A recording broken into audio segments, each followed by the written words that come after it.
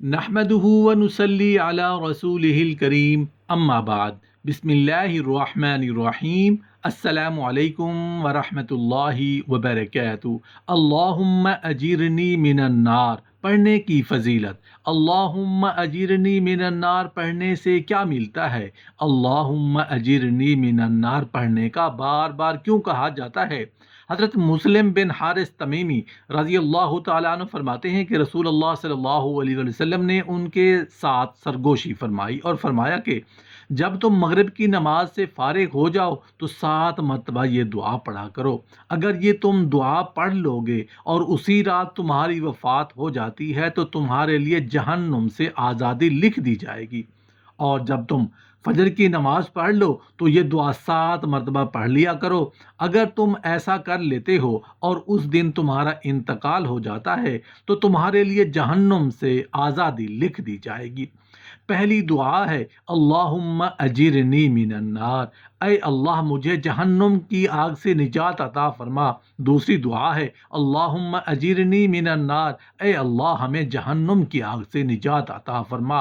ان دو دعاؤں میں یہ فرق ہے کہ جب ہم پڑھتے ہیں اللہم اجرنی من النار تو یہ ایک اکیلے انسان کے لیے ہے کہ اے اللہ مجھے جہنم کی آگ سے نجات عطا فرما۔ جب ایک سے زیادہ لوگ اکٹھے بیٹھے ہوں، وہ کوئی دعا مانگ رہے ہوں تو پھر دعا کریں گے اللہم اجرنا من النار۔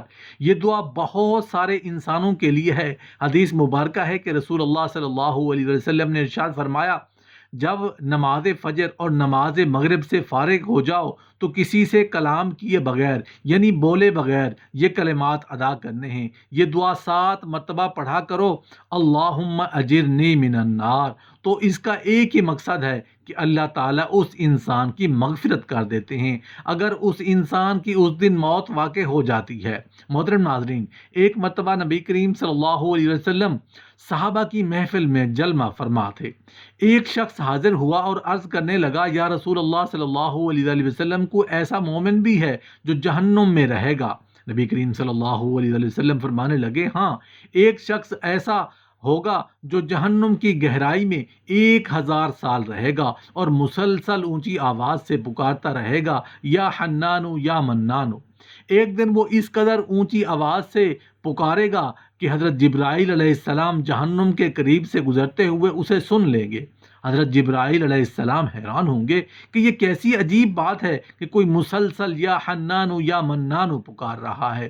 حضرت جبرائیل علیہ السلام اللہ کے عرش کے سامنے حاضر ہوں گے اور سر سجدے میں رکھ کر خدا کی تسبیح بیان کریں گے۔ اللہ فرمائے گا، اے جبرائیل سر اٹھاؤ۔ جیسے ہی حضرت جبرائیل سر اٹھائیں گے، اللہ فرمائے گا، بتاؤ جبرائیل آج تم نے کیا عجیب دیکھا؟ حضرت جبرائیل عرض کریں گے، اے ہمارے رب، میں نے جہنم سے آتے ہوئے ایک آواز سنی جو کہ گہرے گڑھے سے لگ رہی تھی، کوئی پکار رہا تھا، یا حنانو یا منانو۔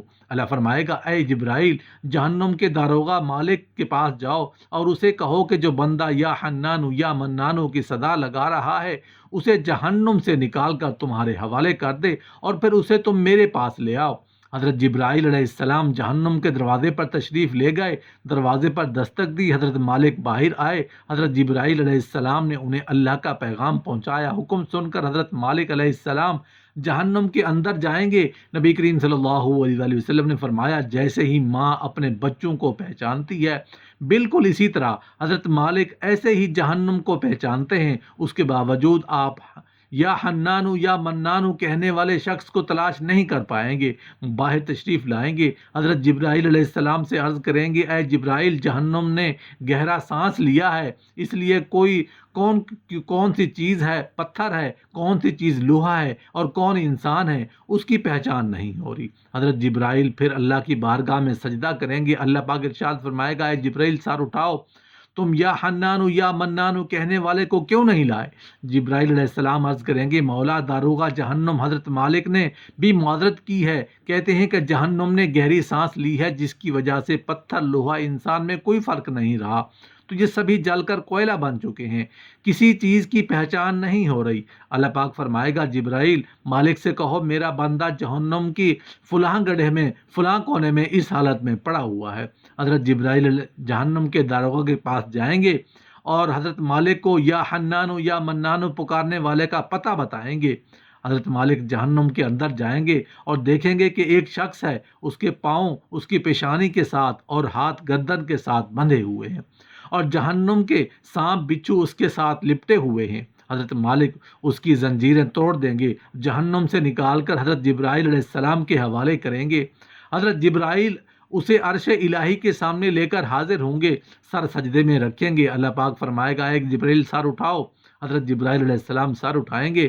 اب اللہ پاک اس بندے سے فرمائے گا، اے بندے، کیا میں نے تیری بہترین تخلیق نہیں کی؟ کیا میں نے تیری طرف رسول نہیں بھیجے تھے؟ کیا ان رسولوں نے تمہیں میری کتاب نہیں سنائی تھی؟ کیا میرے رسولوں نے تجھے نیکی کا حکم نہیں دیا تھا؟ تجھے برائی سے منع نہیں کیا تھا؟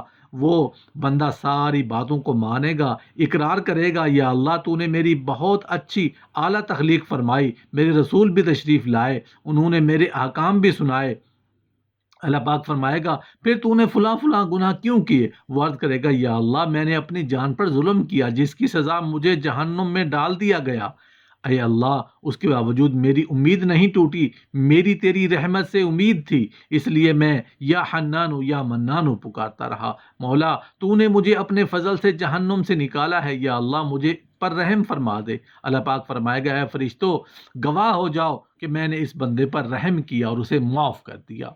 حضرت ام سلمہ رضی اللہ تعالیٰ عنہ فرماتی ہیں کہ میرے خاوند ابو سلمہ رضی اللہ عنہ ایک روز میرے پاس رسول اللہ صلی اللہ علیہ وآلہ وسلم کی خدمت سے ہو کر آئے اور خوشی خوشی فرمانے لگے، آج تو میں نے ایسی حدیث سنی ہے کہ میں بہت خوش ہوا ہوں، اور وہ حدیث یہ ہے کہ جس کسی مسلمان کو تکلیف پہنچے اور وہ کہے اللہم اجرنی فی مصیبتی واخلف لی خیرا منہا، یعنی خدایا مجھے اس مصیبت میں اجر دے، مجھے اس سے بہتر بدلہ عطا فرما، تو اللہ تعالیٰ اس سے اجر اور بدلہ ضرور ہی دیتا ہے۔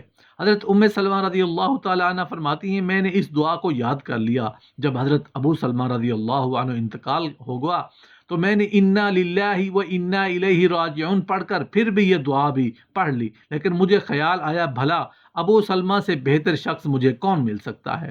جب میری عدت گزر چکی تو میں ایک روز ایک خال کو دباغت دے رہی تھی کہ رسول اللہ صلی اللہ علیہ وآلہ وسلم تشریف لائے اور اندر آنے کی اجازت چاہی۔ میں نے اپنے ہاتھ دھو کر کھال رکھ دی اور کہ رسول اللہ صلی اللہ علیہ وسلم سے اندر تشریف لانے کی درخواست کی۔ رسول اللہ صلی اللہ علیہ وسلم کو ایک گدی پر بٹھا دیا کہ رسول اللہ صلی اللہ علیہ وسلم نے مجھ سے اپنا نکاح کرنے کی خواہش ظاہر کی۔ میں نے کہا کہ یا رسول اللہ صلی اللہ علیہ وسلم، یہ تو میری خوش قسمتی کی بات ہے، لیکن اول تو میں بڑی باغیرت عورت ہوں، ایسا نہ ہو کہ رسول اللہ صلی اللہ علیہ وسلم کی طبیعت کے خلاف کوئی بات مجھ سے سرزد ہو جائے اور خدا کے یہاں عذاب ہو۔ دوسرے یہ کہ میں عمر رسیدہ ہوں، تیسرے بال بچوں والی ہوں۔ آپ صلی اللہ علیہ وسلم نے فرمایا، سنو، ایسی بے جا غیرت اللہ تعالیٰ دور کر دے گا، اور عمر میں بھی کچھ چھوٹی عمر کا نہیں، اور تمہارے بال بچے میرے ہی بال بچے ہیں۔ میں نے یہ سن کر کہا، پھر یا رسول اللہ صلی اللہ علیہ وسلم مجھے کوئی عذر نہیں، چنانچہ میرا نکاح اللہ کے نبی حضرت محمد صلی اللہ علیہ وسلم سے ہو گیا، اور مجھے اللہ تعالیٰ نے اس دعا کی برکت سے میرے میاں سے بھی بہت بہتر، یعنی اپنا رسول صلی اللہ علیہ وسلم عطا فرمایا۔